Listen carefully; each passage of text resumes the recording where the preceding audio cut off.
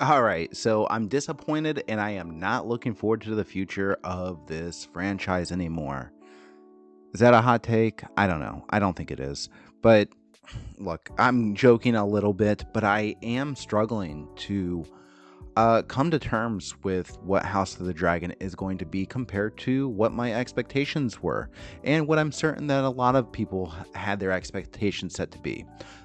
Once they introduced prophecy into this show, I think that we should have looked at that and been like, oh no. And that happened back in season 1, episode 1, and I think we all thought that was like, oh, that's kind of a neat little nod to, the fan base, the show, Game of Thrones. It ties it in there kind of in an interesting, not so subtle way. But we were kind of mistaken. They are actually centering the entire show of House of the Dragon around prophecy, and a prophecy that is attaching itself to Game of Thrones. So throw out the book, the source material, not really that important anymore.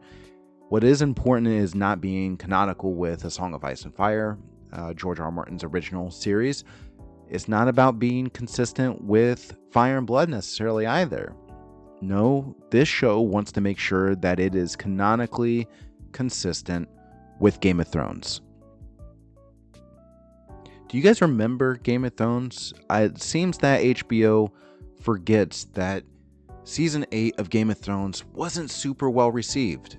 A lot of people jumped out and were pretty harsh about the decisions that were made in Game of Thrones, not just creatively, but also some of this fan service stuff that they kept throwing in our face, and these references in season 8 back to more popular moments, right? Love is the death of duty.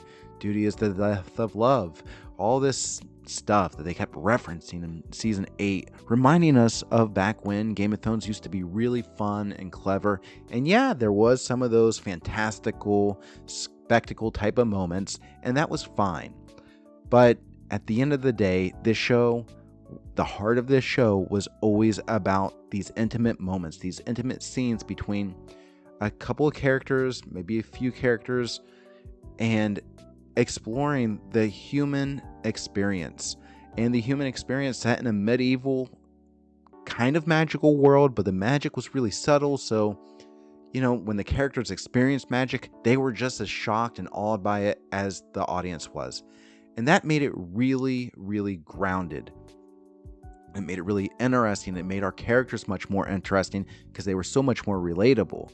Now that we have introduced prophecy, not just to Viserys in season 1 and Rhaenyra in season 1, but now we've introduced prophecy to Helena, but not in the way that it was introduced to her character in season 1 where it was more subtle. No, now it's right in your face.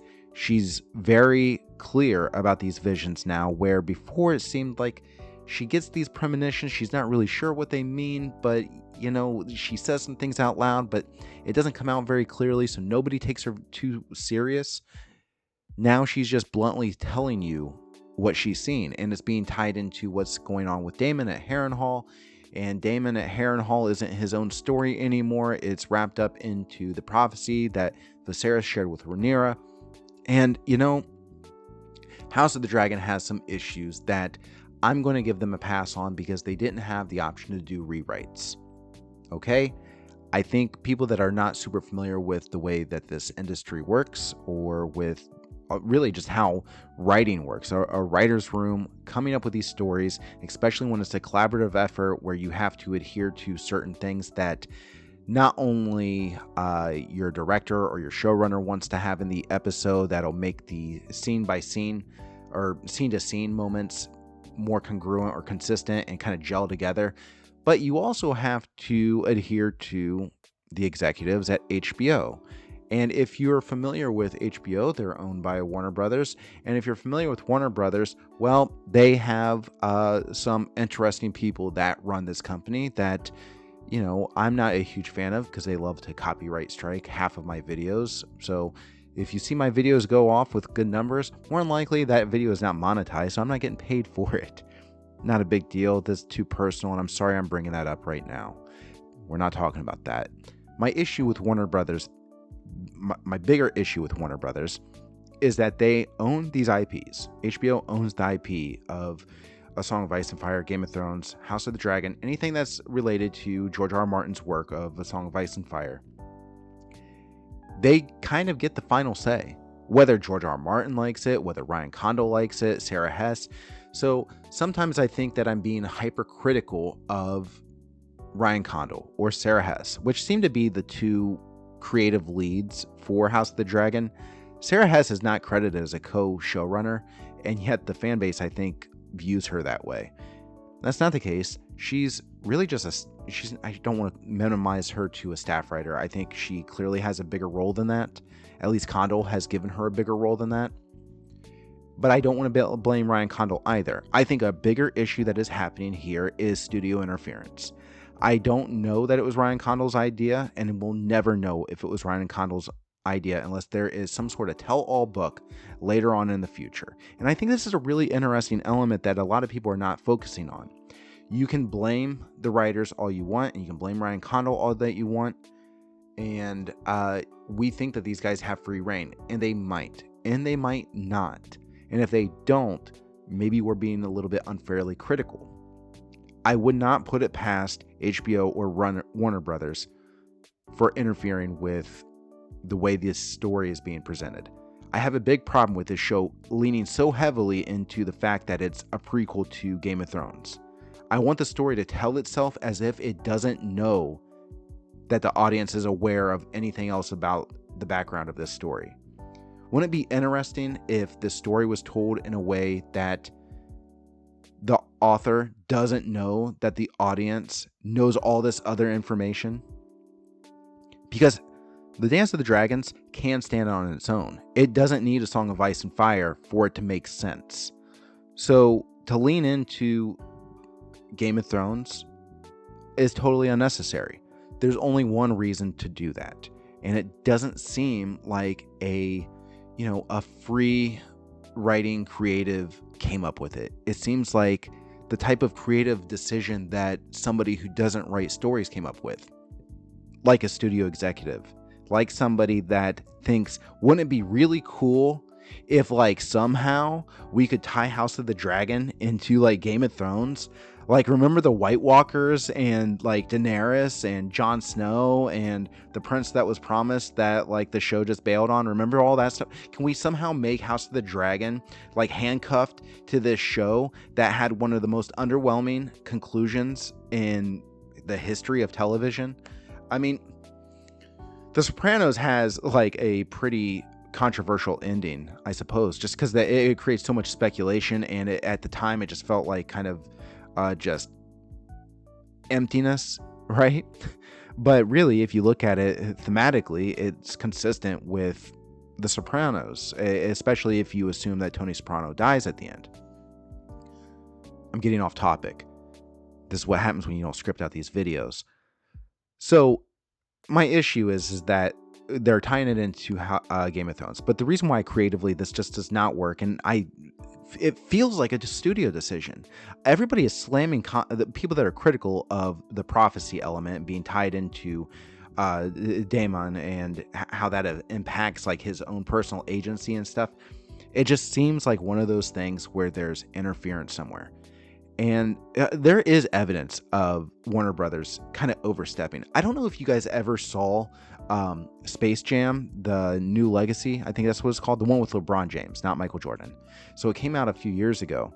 And if you watched it, right, if you have children, if you have young enough children that would be really excited about that, or if you're just a basketball fan, you wanted to watch it because of that, go back and watch that show, or not that show, that movie. And it's just a great big advertisement for all of Warner Brothers IPs. It's kind of gross in a way. Where it's just Warner Brothers, just the whole movie just patting itself on the back. Hey, look, there's nonstop references to all of their IPs. And it's not fun. It's not enjoyable, and it's not exciting, and it doesn't make the story more immersive or creative or intelligent. Nothing. And I think something like that is happening here with Game of Thrones and House of the Dragon. Connecting those two, I don't think is fascinating. It's not imaginative. It's not like a new idea that like, wow, the audience is really like, wow, we're going through a new experience here. This is something that Game of Thrones never offered. No, it's just, let's just try to rehash the worst parts of Game of Thrones. Let's make certain that Daemon, the character that when everybody started to watch House of the Dragon back in season 1, a character that your general audience, people unfamiliar with the books or unfamiliar with at least Fire and Blood, even them going into this show, they saw Matt Smith cast as Daemon Targaryen, and he just seemed to have such a prominent role. This was a character that, with no prior knowledge, people had an expectation of, had an enthusiasm for. And I think this prophecy bit undercuts that a ton, especially if you read The Rogue Prince. It's not this character. The idea of the Rogue Prince is all about character agency. And you've definitely, if you follow my channel or you're watching this video, I am certain that you are familiar with other channels here on YouTube that have discussed this at length. And they probably are able to expand on it a little bit better than I can here. But I'm going to try. So taking away Daemon's personal, his own agency, him having free will, essentially, is being stripped of this character, which makes the idea of his loyalty to Rhaenyra far less interesting, far less compelling emotionally. We're not as attached as an audience. And I know show only fans, they're going to look past this because, the themes that George R. R. Martin focuses on, the human heart in conflict with itself. I mean, it's at the core of every character that he writes, mostly. You have those outliers, where some of them, they are almost plot devices, but then you have like the full-fledged villains. But even George likes to think that these characters are more nuanced than that. So like Joffrey and Ramsay, like I'm sure you've heard his interviews where he says, these characters are actually just very misunderstood. At least he stated that about Ramsay. My issue, though, is I look at Daemon and I just feel like we're never actually going to see the Rogue Prince again. The way he was introduced to the story in season 1, I thought was really good. And I know there was pushback about him being too evil, and the writers just don't understand Daemon and all this. Maybe they don't, maybe they do, and maybe they're not allowed to make the depiction of Daemon the way that they ideally would want to. Who knows? You never know. And we're never going to be able to find out unless there's a tell-all book written years later. Now look, this is just me being maybe a little bit of a conspiracy theory by blaming the studio, but does it sound that crazy? Really, think about it. Does it sound that crazy that Warner Brothers would interfere with one of their IPs? I don't think it's that crazy. I think it's something that they totally would do because they're looking at what will get us the most money.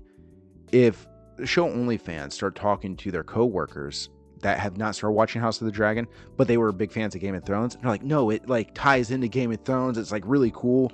Like Blood Raven's there, the White Walkers are there. They show Daenerys. It's like going to be super important. It makes Game of Thrones better. Who knows what the conversation would be? But I imagine that's what the studio executives imagine. And then the season being shortened to 8 episodes, budgetary purposes, whatever it was, that was an HBO decision. That was not a Ryan Condal, or that wasn't a creative decision. It's my biggest red flag when I see something like that about a series that should be 10 episodes per season being shortened down to 8 episodes. It really messes up the pacing, and especially if these episodes were written prior to HBO reducing that budget or reducing the episode count. If the writing was completed before that and they were not allowed to do rewrites, what does this show actually look like? What was it intended to look like? That can be a huge issue that we're not taking into account when we're critical of Ryan Condal, or a lot of people want to be critical of Sarah Hess. Sarah Hess criticisms, I think, are a little bit different because they're so focused on the way certain characters are depicted. So I don't think Sarah Hess I don't think she should be criticized the way that she is. Anyway, I'm just ranting and adding some conspiracy theories. I'm writing scripts for more essay-like videos. The reason why I bring some of this stuff up, especially about the studio, is There's another story that they're adapting, that they're already filming, and I'm really excited for it. I think a lot of people are going to be really excited for this, the book community at least, and that's Dunk and Egg. And if they try to make this like this commercial hit instead of just letting it speak for itself, Game of Thrones season 1 was so great because they allowed the story of the first book of Game of Thrones. They allowed Dave Benioff and D.B. Weiss to add some scenes that could maybe be considered filler by certain fans, but they actually added a lot of depth to certain characters. I think about Robert and Cersei's interaction. I think there's a handful of moments like that where sometimes it's just a look or something more subtle that you wouldn't be able to include in a book without like calling attention to it, which kind of cheapens it in a way. So I thought Game of Thrones and Clash of Kings, there's moments there that are, I don't want to say better than the book, but add something. They expand the story. They enhance the story in a way. The way that those first 2 seasons were so grounded. I mean, season 3 too. I thought those first 3 seasons were the very best. And in season 4, I have issues, not because season 4 was bad, but because of what season 4 kind of laid the foundation for moving forward. Specifically, when I look at Jaime, Brienne, and Lady Stoneheart, and then also the Tysha confession being removed from Tyrion, I feel like that established a trajectory that infinitely changed the story for all 4 of those characters. Anyway, my point is that those first few seasons were so grounded and so true in a lot of ways, in the most important ways to the source material, that's kind of what Dunk and Egg is. It's a very intimate, I mean, more tightly focused than the main series, A Song of Ice and Fire. Much more tight. Worry about a studio looking at that and be like, we need more action. We need to add action, where a show like Dunk and Egg, that it just would not require action. It's other than the tourney, right? The first book. I mean, it's paying attention to Dunk and Egg for what it is and trusting that the audience will enjoy it, just like the book audience or the book readers really enjoyed that story. I hope HBO doesn't mess with it. I really hope that no studio jumps in there and like, you know what if there's this last stray dragon that nobody knew about and he just flies over and starts roasting people, or whatever. What if there's White Walkers? What if there's visions? I don't want any of it. Please stay out of these like beautiful stories. Please stay away from it. We'll see what happens. I mean, Fire and Blood, I wanted them to change a lot. I wanted them to add a lot to what we got for the Dance of the Dragons. They're adding stuff here that I just feel like, oh man, like this is becoming a very commercial type of kind of nonsense stuff. I was at Target the other day and I saw t-shirts. I saw these t-shirts for House of the Dragon, and I had pictures of Rhaenyra and Alicent, and then it's got the Targaryen emblem. One of the Targaryen emblems that I saw, it had the 4 legs on the dragon. I wonder what George R. Martin thinks when he sees these t-shirts based on his IP with dragons with 4 legs. I bet you that really irritates him. And they're being sold at Target for $9.99. I don't know. I mean, at the end of the day, HBO, Warner Brothers, these are corporations. They're focused on making money. And I'm wondering if maybe I'm in the wrong or other people are in the wrong for looking at Ryan Condal and blaming them. It's something interesting that I would like to be able to look into more, but it's going to be really difficult to ever get confirmation for this conspiracy theory that I've come up with. We'll see. Look, guys, I'm working on some essays. I'm trying to get these done as soon as possible. I've been trying to take a break from actually making videos so I can take a little bit more time and have much more thorough thoughts, and my criticisms can be a little bit more pointed and sensible. I don't want to come after this show emotionally. I don't want to praise it emotionally. I want to have a much more calm, relaxed, honest assessment of this show. And I'm through season 1 as far as my rewatches. I want to try to get through season 2 here as soon as possible. It'll basically be my 4th time watching if I add up all the times I rewatched the individual episodes, but now I'm actually going to watch it from start to finish all in a line, and I'm hoping that that'll help certain things I feel like I've got a gap in kind of click into place. But until that stuff is all done, I'll let you know. I'll update you guys as soon as I get some of these essays out. And just check the community tab, and I'll have that stuff out there. In the meantime, if you want to watch something else, you can go ahead and click right here.